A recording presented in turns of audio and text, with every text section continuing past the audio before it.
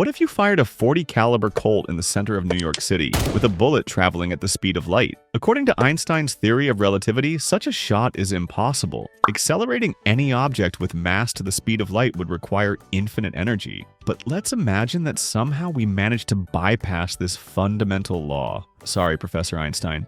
Let's say this superweapon is the Colt Patterson from Supernatural, and its bullet weighs 7 grams.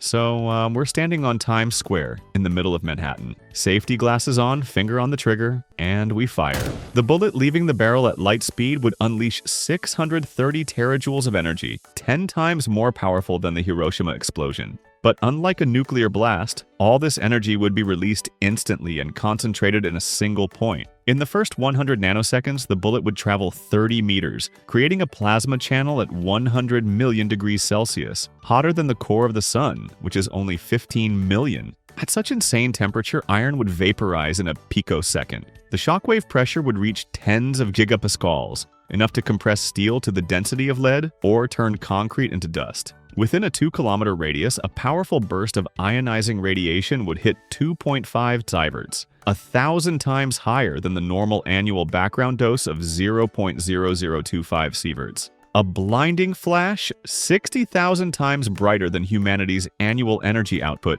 would permanently blind anyone within 10 kilometers. The plasma sphere would expand to a diameter of 300 meters in 0.3 milliseconds, faster than a blink. An electromagnetic pulse would wipe out electronics across the city, triggering a radio storm that melts circuitry for several kilometers around. Every building within 1 kilometer would vaporize. The Empire State Building would vanish like smoke. Within 3 kilometers, structures would be completely demolished by the shockwave, like a hurricane beyond Category 5. Fires would engulf an area of 10 square kilometers, while the resulting blast would generate shaking equivalent to a magnitude 7 earthquake.